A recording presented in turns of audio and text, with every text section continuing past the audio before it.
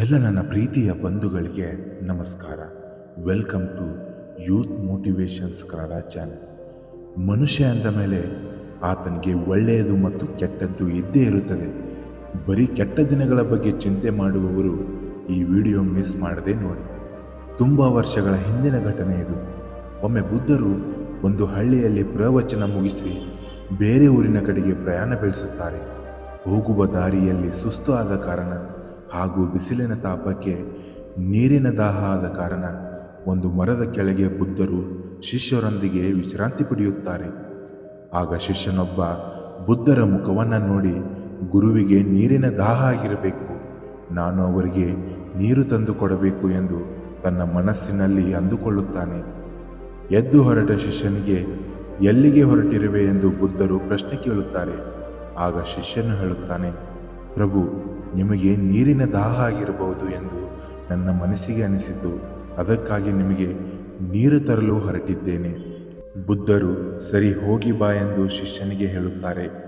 ಶಿಷ್ಯನು ನೀರು ತರಲು ನದಿಗೆ ಹೋದಾಗ ಅಲ್ಲಿನ ಜನರು ಆ ನದಿಯ ನೀರನ್ನು ಕಲುಷಿತ ಮಾಡಿದ್ದರು. ಹೆಂಗಸರು ಮನೆಯ ಬಟ್ಟೆಗಳನ್ನು ಒಗೆಯುತ್ತಿದ್ದರು, ಚಿಕ್ಕ ಮಕ್ಕಳು ನದಿಯಲ್ಲಿ ಈಜುತ್ತಿದ್ದರು, ಮನೆಯಲ್ಲಿ ಸಾಕಿರುವ ದನಕರುಗಳಿಗೆ ಆ ನದಿಯಲ್ಲಿ ಸ್ನಾನ ಮಾಡಿಸುತ್ತಿದ್ದರು. ಇದನ್ನೆಲ್ಲ ನೋಡಿದ ಶಿಷ್ಯ, ಅಯ್ಯೋ ದೇವರೇ, ಇಂತಹ ಕಲುಷಿತವಾದ ನೀರನ್ನು ನಾನು ಹೇಗೆ ಪ್ರಭುವಿಗೆ ಕೊಡಲಿ ಎಂದು ಮನಸ್ಸಿನಲ್ಲಿಯೇ ದುಃಖಿಸುತ್ತಾನೆ. ಆದರೂ ಶಿಷ್ಯ ಯಾವುದೇ ಆಲೋಚನೆಗಳಿಗೆ ಒಳಗಾಗದೆ ಕೆಲವು ಗಂಟೆಗಳ ನಂತರ ಒಂದು ಚಿಪ್ಪಿನಲ್ಲಿ ನೀರನ್ನು ತೆಗೆದುಕೊಂಡು ಹೋಗುತ್ತಾನೆ. ಬುದ್ಧನ ಹತ್ತಿರ ಬಂದ ಶಿಷ್ಯ ಬುದ್ಧರಿಗೆ ನೀರು ಕೊಡುತ್ತಾನೆ. ಆಗ ಬುದ್ಧರು ಏಕೆ ಇಷ್ಟು ತಡ ಮಾಡದೆ ಎಂದು ಪ್ರಶ್ನೆ ಮಾಡುತ್ತಾರೆ. ಆಗ ಶಿಷ್ಯ, ಪ್ರಭು, ದಯವಿಟ್ಟು ಕ್ಷಮಿಸಿ, ನಾನು ನೀರು ತರಲು ಹೋದಾಗ ನದಿಯ ನೀರು ತುಂಬ ಕಲುಷಿತವಾಗಿತ್ತು. ಏಕೆಂದರೆ ಈ ಹಳ್ಳಿಯ ಜನರು ತಮ್ಮ ಬಟ್ಟೆಗಳನ್ನು ಹಾಗೂ ಸಾಕಿರುವ ದನಕರುಗಳಿಗೆ ಸ್ನಾನ ಮಾಡಿಸುತ್ತಿದ್ದರಿಂದ ನೀರು ತರಲು ತಡವಾಯಿತು ಎಂದು ಹೇಳುತ್ತಾನೆ. ಆಗ ಬುದ್ಧರು, ಹಳ್ಳಿಯ ಜನ ಆ ನದಿಯ ನೀರನ್ನು ಅಷ್ಟು ಉಪಯೋಗಿಸಿದ್ದರೂ ನೀರು ಸ್ವಲ್ಪವೂ ಕಲುಷಿತವಾಗಿಲ್ಲವಲ್ಲ, ನೀರು ಇಷ್ಟೊಂದು ಸ್ವಚ್ಛವಾಗಿದೆ, ಇದು ಹೇಗೆ ಸಾಧ್ಯ ಎಂದು ಶಿಷ್ಯನಿಗೆ ಮತ್ತೆ ಪ್ರಶ್ನೆ ಮಾಡುತ್ತಾರೆ.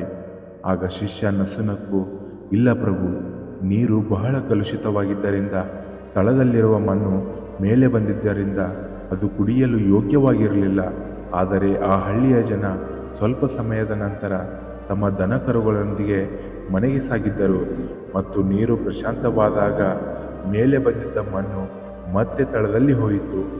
ಕಲುಷಿತವಾಗಿದ್ದ ನೀರು ಕೆಲವು ಗಂಟೆಗಳ ನಂತರ ಕುಡಿಯಲು ಯೋಗ್ಯವಾದವು ಎಂದು ಹೇಳುತ್ತಾನೆ. ಆಗ ಬುದ್ಧರು ಹೇಳ್ತಾರೆ, ಶಿಷ್ಯನೇ, ಇದೇ ನೋಡು, ಜೀವನ ಅಂದರೆ ಏನು ಅಂತ ಅರ್ಥ ಮಾಡಿಕೊಳ್ಳಬೇಕಾದದ್ದು. ನಮ್ಮ ಜೀವನದಲ್ಲಿಯೂ ಕೂಡ ಹಾಗೆ ಅನೇಕ ವ್ಯಕ್ತಿಗಳು ಬಂದು ಹೋಗುತ್ತಾರೆ. ಅವರು ಕೆಟ್ಟವರು ಆಗಿರಬಹುದು ಅಥವಾ ಒಳ್ಳೆಯವರು ಆಗಿರಬಹುದು. ಮನುಷ್ಯನ ಜೀವನದಲ್ಲಿ ಕೆಟ್ಟ ದಿನಗಳು ಬಂದಿದೆ ಅಂದರೆ ತಲೆ ತಗ್ಗಿಸಿಕೊಳ್ಳಬಾರದು, ಅದರ ವಿರುದ್ಧ ಹೋರಾಡಬೇಕು. ಕೆಟ್ಟ ದಿನ ಇದೆ ಎಂದ ಮೇಲೆ ಒಳ್ಳೆಯ ದಿನವೂ ಇದ್ದೇ ಇರುತ್ತದೆ.